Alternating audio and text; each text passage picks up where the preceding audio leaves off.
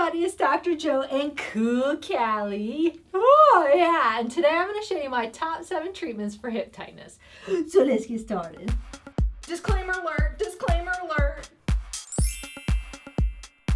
So these stretches and exercises are for general tightness, not after a specific surgery. So make sure you're cleared to do these.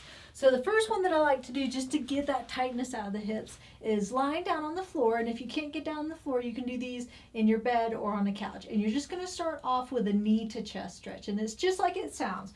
I like to leave one side bent up, but some people keep it down. It's up to you. I just think this takes a little pressure off your back. If you've got some hip tightness, you might have some back tightness as well.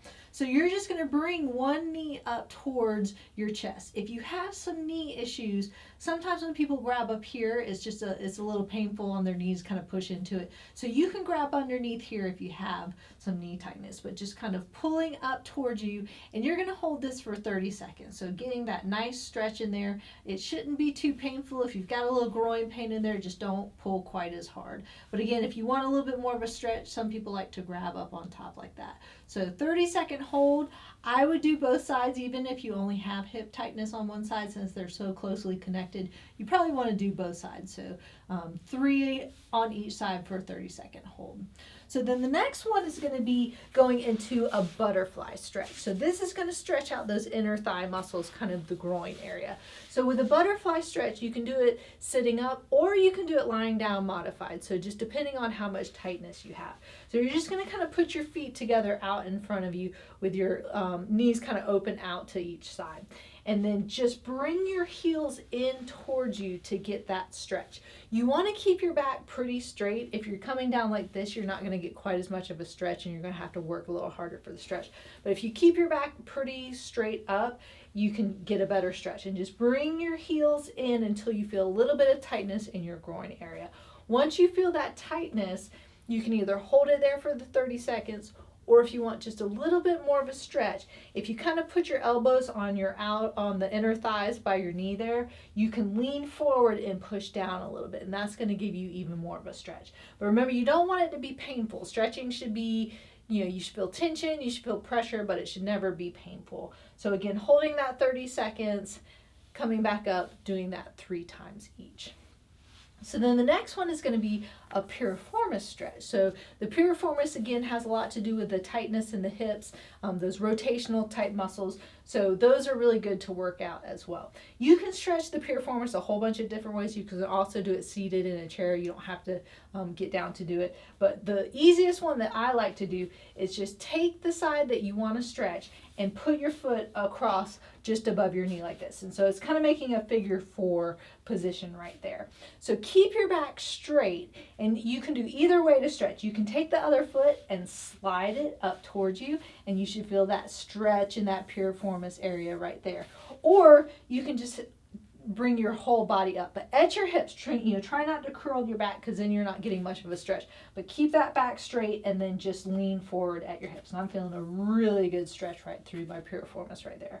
So again, just holding it for about 30 seconds and then doing that 3 times. Again, I would do both sides just to kind of get everything nice and loosened up. So then the next one is going to be a hip flexor stretch, because again, we're just kind of working all those muscles around the hips to get that tightness out of there. Again, there's a bunch of different ways you can stretch the hip flexors. The best way I like to do it is kind of getting in a lunge position. So make sure you're protecting your knees while you're doing that. So when you get into the lunge position, I like putting a pillow underneath the knee that goes down. The knee that goes down is the side that you want to stretch. So if I'm stretching this side, these hip flexors here, that knee is going down.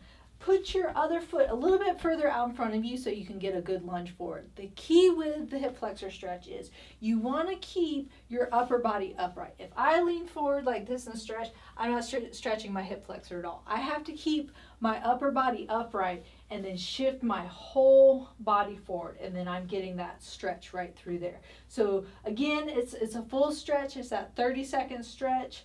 Doing that 3 times. And again, I'd really do both sides. If you have time, make sure you get that stretch on both sides, because you want to equal it out. You don't want those imbalances in your hip. So when they're really tight, get everything nice and loosened up. So the last ones are going to be standing up. So with these last exercises, make sure if you need to hold on to something, hold on to something. It can be a chair, it can be a countertop, but if you have a little bit of balance issues, make sure you're holding on. So now you're just gonna go into doing some hip circles while you're standing. So keep that leg nice and straight, and you're just gonna, it doesn't have to be big circles, you're just gonna move it around in a circle like this. So again, if you need to hold on to something, if you feel like your balance is a little off, that's fine. Make sure you're staying safe. So I do like 10 one way and then reverse it and do 10 the other way. So a little roll in there. So try and keep everything nice and tight. This one you definitely want to switch sides, because as you can see, I'm standing on this side, I'm stabilizing using the stabilizing muscles, and then I'm moving this one. So then you would want to switch sides because it's doing different exercises. So now I'm stabilizing this side and I'm actively moving this side. So this one you really do want to switch sides because you're getting a different movement with each one. So then the next one is you're just going to do a little swing in front of you from side to side. So try and keep your legs straight. Try and keep your toes pointed. A lot of times people want to turn their foot in and out, but you really want to keep it pointed forward so you're getting those outer muscles working and the inner muscles working. And you're just going to kind of swing it side to side in front of you. So again, if you need to hold on to something, that's fine. Eventually you want to try it without holding on, because then you're going to work those balancer muscles as well. But to start off, if you need to, make sure you're holding on to something. So again, just maybe starting off with 2 sets of 10. Make sure you're switching sides so you're getting the different exercises on each side. Really kind of pull up your toes to help lock out all those muscles. That's going to help work everything as well. And then the last one is just going to be then changing the motion where you're going to go front to back. So I'm just going to turn sideways so you can see it a little bit. But again, make sure that you're just moving at your hips and keeping that upper body nice and upright. It's a little more difficult to keep when you're going front to back, keeping your upper body upright. People want to kind of swing with it. So make sure you're keeping this upright. Pull your toes up to kind of lock it out, and you're just swinging from front to back. So again, maybe just 10, switch sides, do 10 on that side, maybe 2 sets a couple times a day. So it really just depends on what's causing that hip tightness. So make sure you're getting checked out and finding out exactly what's going on. So there you have it. Those were my top 7 treatments for hip tightness. If you'd like to help support my channel, make sure and click on the link up there. And don't forget to subscribe where? Yeah, down there. And remember, be safe, have fun, and I hope you feel better soon.